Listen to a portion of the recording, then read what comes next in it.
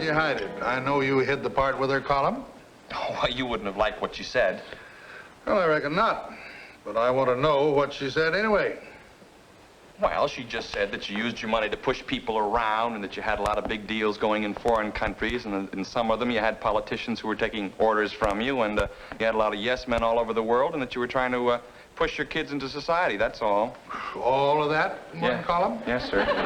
Well, it shouldn't take long. Slim could take care of her very nicely, I'd say, by noon. When I get through with that girl, she'll be lucky to get a job doing social notes for the Eskimo Journal. Aha, she finally picked on the wrong boy. Right. I'll get Slim started. Oh, look, granted, Tracy Cleary is irresponsible, and granted, she doesn't check all her facts. Well, then, granted that she's overdue for a long sleigh ride, boy. Well, there's still freedom of the press.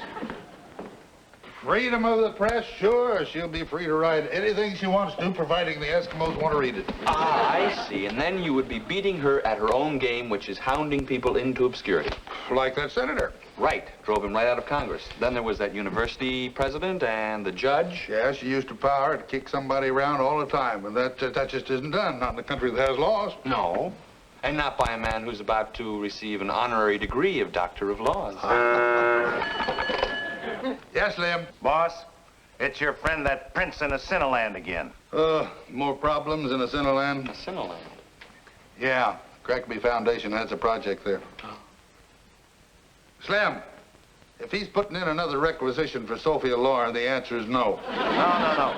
He just got an offer from the dictator across the border. $5 million for a flat sellout. The prince abdicates and General Strongboy moves in with the army, the looting trucks, the firing squads, and the whole bit. Now listen, I put money in there so that people could have hospitals and schools. Which the muscle boys will either burn down or carry away. Look, you talk to the prince again and tell him to use his head or his people are going to be worse off than they were before I started. Hospitals and schools, you built, Yeah. Say, do you think this Tracy girl would like to go to a Cineland? I know a prince down there that might be interested. Of course, she'd have to wear a veil and keep out of sight. Wouldn't that be nice? Only a thought. But I got another idea. How about inviting her for dinner? her here? Oh, Mr. Crackerby, they're so good nowadays at tracing poisons. Yeah, just a quiet family get-together. Let us see how we really are. At least she ought to know the man that she's tearing to pieces. Think she come? Well, she claims to be a reporter, and any good reporter would jump at the chance of having dinner with the world's richest man. Well, if she's a jumper, let her start jumping. I never did care much for black. How about a snappy pinstripe or maybe a nice bright plaid? Mr. Crackertree make the big joke, yes? You're making the big joke and wrapping me in it. All right, Hobie, lay some more of that Latin on me, boy. They're not going to ask you to say anything in Latin, Papa. And think how surprised they'll be. Finum habet in cornu.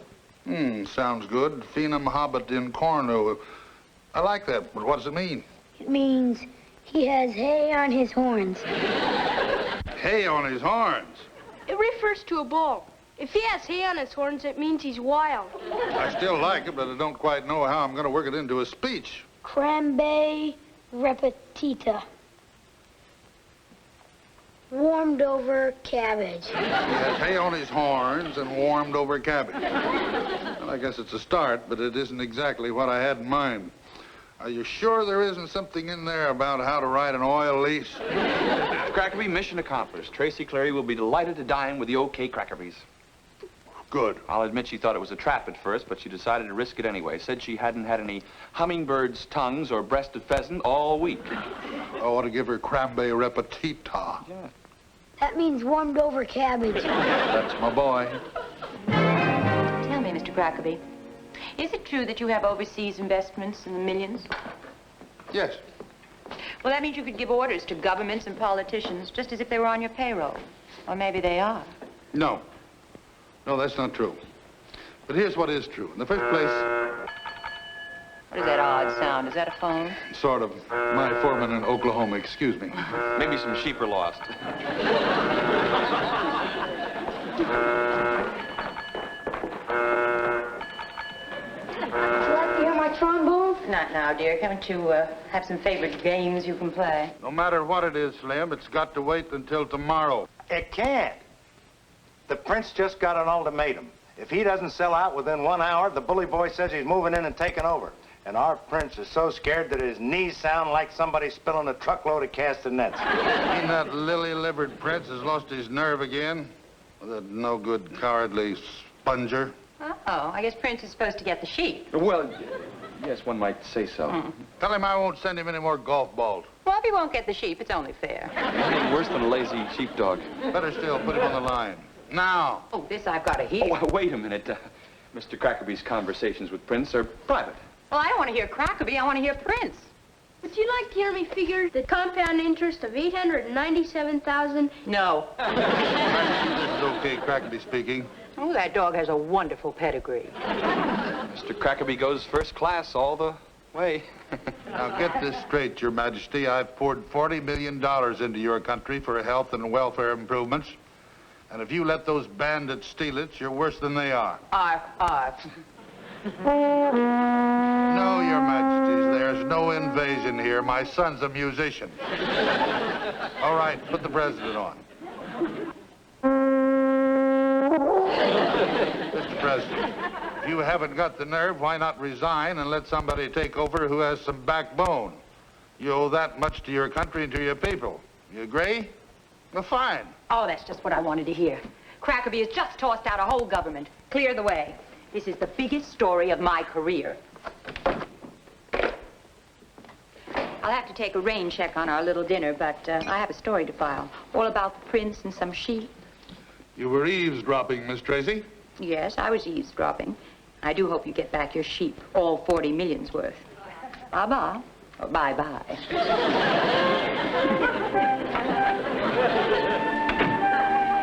Everything she heard must have sounded bad. It did. I shouted You shouted. loud enough to lose an honorary degree. Sir, when she gets through with you, they'll probably take away your 4th grade degree.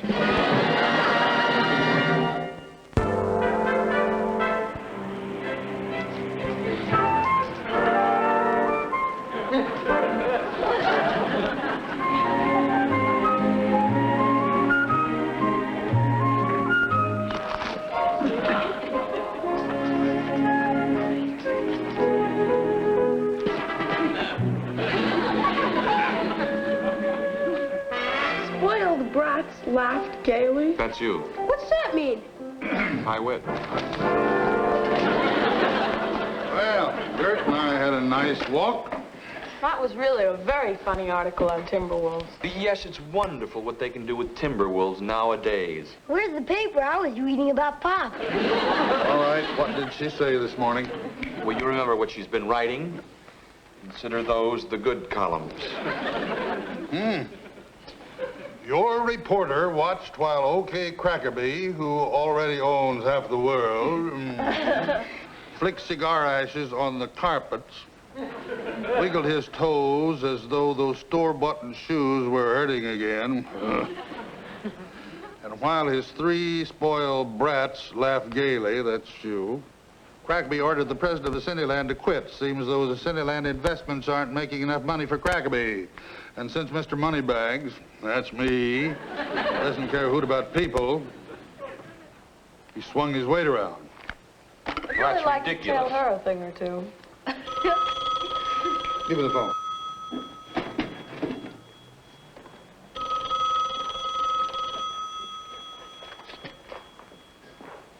Crackerby here. Look, Aunt Maud, I know why you're calling. We've been reading those things in the paper, and we think it's just terrible. You want to come home with your own people. Aunt Maud, those are the kindest words that I've heard in, oh, quite a spell. Well, I'll tell you what I'll do, Aunt Maud. I'll think it over. Now, you take good care of Uncle Henry, all right? Goodbye. The kids want to say hello. Hello, Aunt Maud. It was hello and goodbye from the kids. Bye-bye. Where'd St. go? He left while you were talking to Aunt Maud. I think I know where he's going, and I wish he wouldn't. I'll have it for you in a minute.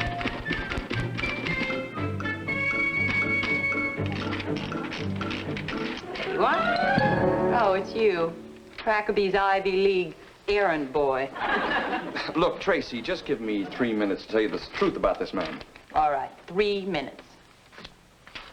Now, in the first place, 3 years ago, Mr. Crackerby and the children vacationed in Asinaland. And so, you see, personal gain was the last thing on his mind. He wanted to help the people. Time's up. Out. Thanks a lot. I knew you'd want to hear the full story.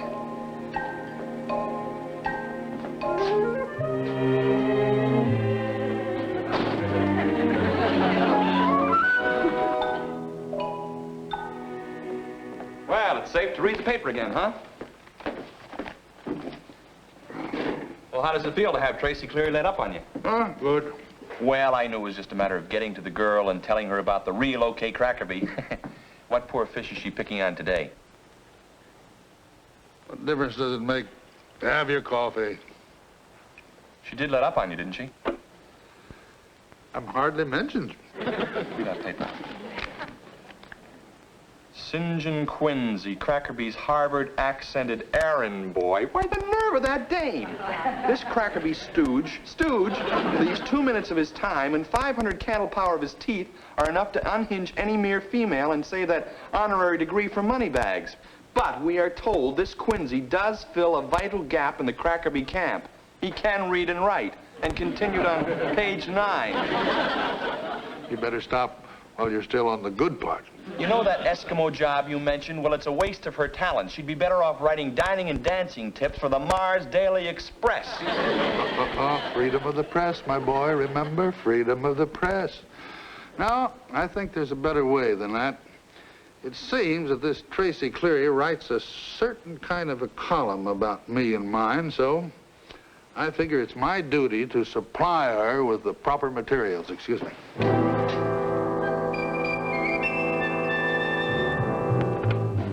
Slim, Operation Tracy Cleary. Ought to be fun, boss.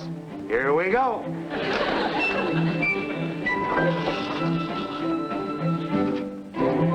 Well, thank you, Slim. We'll go right to work. Guess what?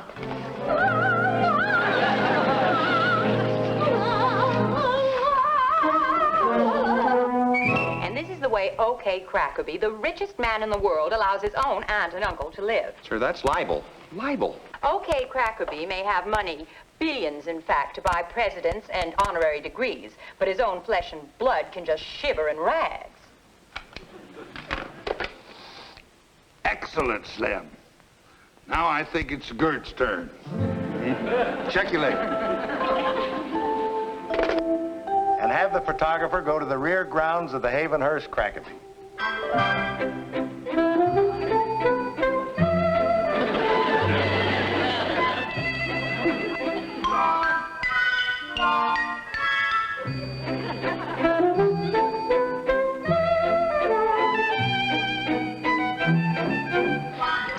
Crackerby's aunt and uncle live in rags. His dog does not. It's a dog's life when your master's a billionaire. Her own palace, her own chef. And Gertie gets so tired of eating filet mignon every day.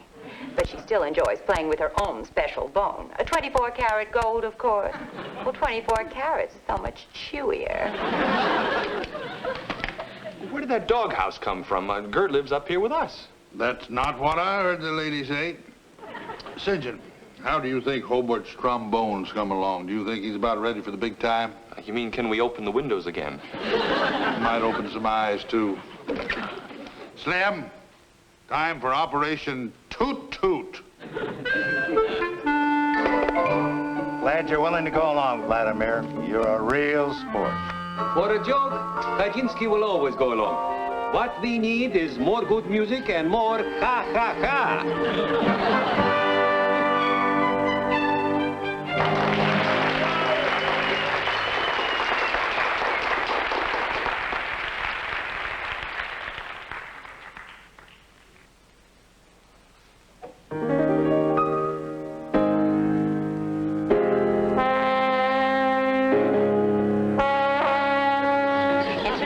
The worst example of how this ruthless billionaire uses his money to indulge personal whims.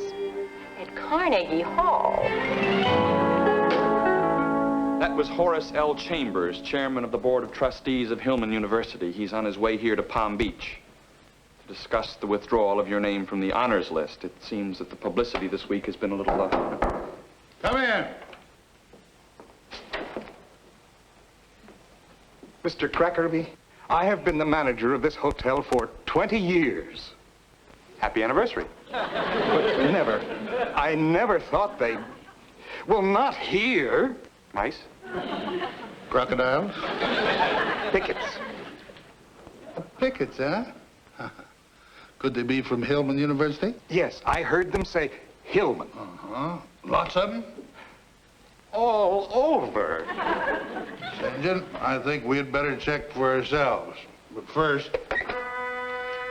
Slim! The hotel's being picketed by students from Hillman University. You can move. Great, okay. I'll let her know.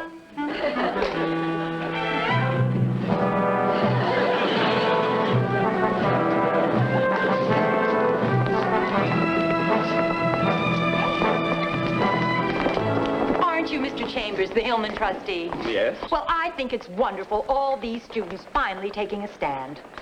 What's that? Crackerby. That's Crackerby? Picketing? Hey, you're picketing yourself. That's right. I've been reading your columns and watching your TV program. And if what you say is true, this fellow Crackerby doesn't deserve an honorary degree. If it's true, where did all these pickets come from? From Hillman University. They've been reading your columns. Oh. Oh, Miss Cleary, you remember my Aunt Maud and Uncle Henry? Hello, dear.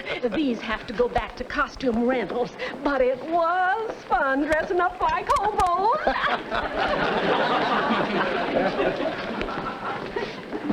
Hey, Gert.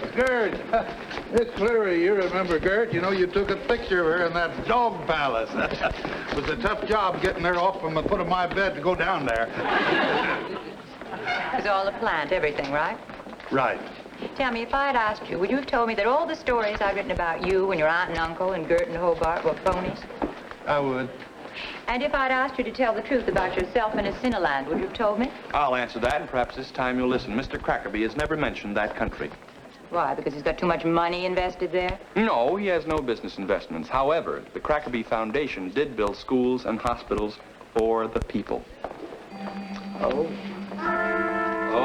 that's too bad. The damage has already been done. There's no way out now. Sort of reminds me of something that I had to recite years ago in Oklahoma at a little one-room schoolhouse. Oh, what a tangled web we weave when first we practice to deceive. That was beautiful.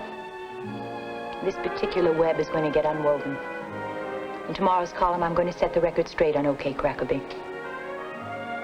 He'd better get that degree. Yes, but you've got people so worked up against him. I'll unwork him and quick. Tomorrow, you're going to read the first retraction I've ever published. Thank you, ma'am. Oh, Mr. Crackerby, pretend you didn't see me today. We'll expect you tomorrow. Oh, I'll be there. Yeah, I'll be there. All right, all the pickets, up to the penthouse. We're going to have our first champagne picket party.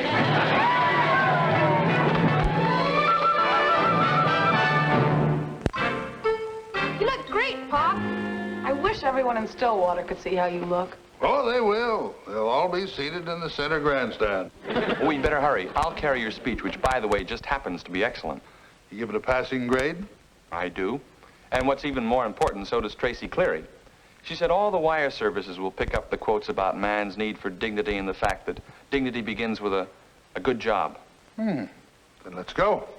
Oh, you know, these ceremonies sometimes take a long time. Are you sure you can be away from Slim and the hotline that long? No problem, my boy. Watch.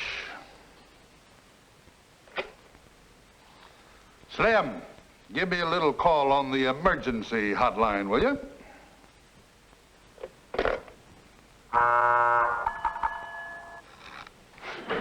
Hello, Slim. You're coming in loud and clear. Oh, by the way, send 3 dozen roses to Miss Tracy Cleary to thank her for doing such a good job of untangling the web. That's my Pop.